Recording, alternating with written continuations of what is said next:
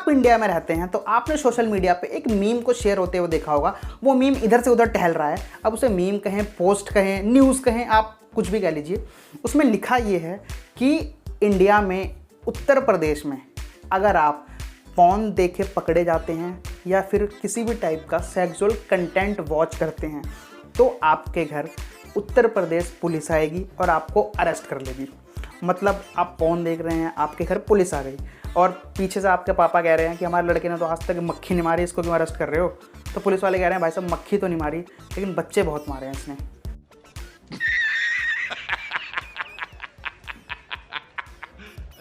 तो जो social media पे ये न्यूज़ घूम रही है, ये जो न्यूज़ वायरल हो रही है उत्तर प्रदेश पुलिस को और इस कंटेंट वॉचिंग को लेके, वो बात कितने हद तक सही है कितने हद तक गलत है वो मैं आपको बताऊंगा।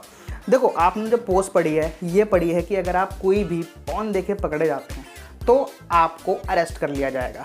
तो आपने ये सेंस लगाया कि अगर ऐसा कुछ होता तो उत्तर प्रदेश पॉर्न वेबसाइट्स को क्यों नहीं बैन करती। उत्तर प्रदेश में डायरेक्ट पॉर्न वेबसाइट्स पे ही बैन लगाया जाता, ये रूल लाना या फिर ये रूल के बारे में बताना ही बंद हो गया होता। ज़रूरत नहीं पड़ती इस चीज़ को बताने की, तो वेबसाइट्स को क्यों नहीं बंद किया गया।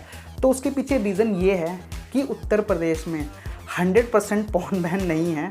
उसमें ये कहा गया है कि वुमेन सेफ्टी को इनिशिएटिव लेते हुए, वुमेन सेफ्टी को प्रायोरिटी देते हुए, क्योंकि उत्तर प्रदेश में पिछले कुछ दिनों से जो रेप केसेस हैं बहुत ज़्यादा बढ़े हैं, तो रेप केसेस को प्रायोरिटी देते हुए अगर किसी एरिए में रेप होता है या फिर कुछ रेप का इंसिडेंट होता है तो उस एरिए में जितने भी उस वक्त पॉर्न व्यूवर्स थे, उस डे के पॉर्न व्यूवर्स थे, उनको अरेस्ट कर लिया जाएगा, उनसे पूछताछ होगी, उनसे पूछा जाएगा। मतलब जो नहीं देख रहे थे वो रेपिस्ट नहीं है। मैं कुछ ऐसे जजमेंट नहीं दे रहा, अब ये आपके ऊपर है कि आप इस चीज़ को कितना सेंसिबल मानते हैं, कितना नॉनसेंस मानते हैं या फिर साथ हैं इस चीज़ के। तो अकॉर्डिंग टू मी, मेरे ओपिनियन के हिसाब से जिन एरियाज़ में पॉर्न को बैन किया गया है, जिन कंट्रीज़ में पॉर्न को बैन किया गया है, वहाँ के रेप केसेस ज़्यादा हैं कंपैरेटिव टू दिस। ये रिकॉर्ड्स हैं, आप चेक कर सकते हैं। पाकिस्तान कंट्रीज़ का एग्जांपल है, जिन कंट्रीज़ में पॉर्न बैन करी गई है वहाँ पे रेप केसेस और ज़्यादा बढ़े हैं। ये मैं नहीं कह रहा, ये रिकॉर्ड्स हैं, आप चेक कर सकते हैं गूगल पे। तो देखो, मेरा हैशटैग ओपिनियन ये है और वो सिर्फ ओपिनियन है। मैं किसी गवर्नमेंट को इस चीज़ को लेकर क्रिटिसाइज़ नहीं कर रहा कि गलत किया है। हो सकता है देखो गवर्नमेंट ने इंटेलेक्चुअल्स के साथ बैठ के मीटिंग करी हो और ये चीज़ एज एन एक्सपेरिमेंट देखी हो कि एक्सपेरिमेंट करके देखते हैं कि मे बी कुछ चेंजेस आएँ या फिर मे बी क्या पता विक्टिम पकड़े ही जाएँ, क्योंकि उत्तर प्रदेश की जो हालात हैं वो ऐसे हैं कि जो रूरल एरियाज़ ज़्यादा हैं।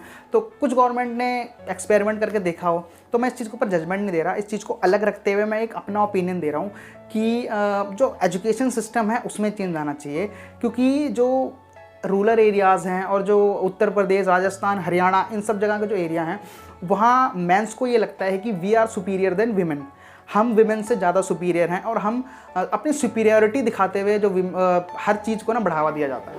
तो मेरे हिसाब से मोरल वैल्यूज़ देनी चाहिए, एजुकेशन में चेंज लाके एजुकेशन में मॉरल वैल्यूज़ देनी चाहिए बचपन से बच्चों को। जब बच्चों की कैचिंग पावर ज़्यादा होती है उस वक्त सेक्स एजुकेशन देना चाहिए और इन सब चीज़ों को लेके घरों पे बात करी जानी चाहिए। ईव टीजिंग को लेके, रेप केसेस को लेके अगर आप टीज़ होके आते हो तो इन सिटीज़ में, इन जो छोटी सिटीज़ हैं यहाँ पे लड़कियाँ वगैरह घर पे इन सब चीज़ों पर बात नहीं करती इन सब चीज़ों को लेके। तो इन सब चीज़ों को लेके मेरे हिसाब से चेंजेस आना चाहिए। जो दूसरा सबसे बड़ा चेंज मुझे लगता है वो है लॉ एंड ऑर्डर, और इसे कहीं ना कहीं आप भी एग्री करेंगे कि जो लॉ एंड ऑर्डर है वो रेप केसेस को लेके प्रायोरिटी ही नहीं देता। तो जुडिशरी जो है उसको रेप केसेस में ज़्यादा प्रायोरिटी देनी चाहिए कि अदर केसेस को बाद में देखने चाहिए और जो रेप केसेस हैं उनको टॉप मोस्ट प्रायोरिटी पर रखना चाहिए और उनकी जजमेंट पहले देनी चाहिए। क्योंकि कई बार आपने ऐसा भी देखा है कि 15 to 20 ईयर्स का डिले हो जाता है पनिशमेंट में रेपिस्ट को लेके, और हाल फिलहाल के एग्जाम्पल हैं, बहुत दूर के एग्जाम्पल नहीं है। तो जजमेंट भी देखो कहीं ना कहीं रीज़न है कि जो रेपिस्ट होते हैं उनको ये बात पता है कि उनकी जजमेंट डिले होगी, डिले पे डिले होगी, तारीख पे तारीख पड़ेगी। तो लॉ एंड ऑर्डर में भी चेंज एक बहुत बड़ा रीज़न है इन सब चीज़ों को चेंज करने के लिए। और जो रिकॉर्ड्स हैं वो ये कहते हैं कि पॉर्न व्यूवर्स में 30% वीमेंस हैं और 70% मेंस हैं। अब ये बात मैंने किसी को ऑफेंड करने के लिए नहीं बोली, ये रिकॉर्ड्स हैं, जस्ट मैंने आपको रिकॉर्ड बताया है। ओके, तो ये वीडियो मुझे इसलिए बनानी पड़ी थी क्योंकि सोशल मीडिया पर मैं रोज़ इस टाइप का कहीं ना कहीं किसी ना किसी बंदे के वॉल पे ये चीज़ देखता था। हर बंदा शेयर करके रखता था कि उत्तर प्रदेश में पॉर्न देखने पे पुलिस आ जाएगी, पकड़ लेगी, अरेस्ट कर लेगी, एंटी पुलिस बुला लेगी। तो हाँ देखो, बात तो सही है, लेकिन किस सेंस में सही है वो मैंने समझा दी है। डायरेक्ट आपको कोई ऐसे पुलिस वाले नहीं आएंगे उठाने कि आप फ़ोन देख रहे थे तो चलो थाने में चलो और आपसे सुनवाई होगी। तो दैट्स ऑल फॉर नाउ, यही छोटी सी अपडेट देनी थी। तो फिलहाल के लिए इतना ही। वीडियो अच्छी लगी हो तो लाइक कर देना, चैनल को सब्सक्राइब कर ही रखा है आपने, और वीडियो को शेयर कर देना उन बंदों पे जिन्होंने सेम चीज़ें शेयर की हुई है।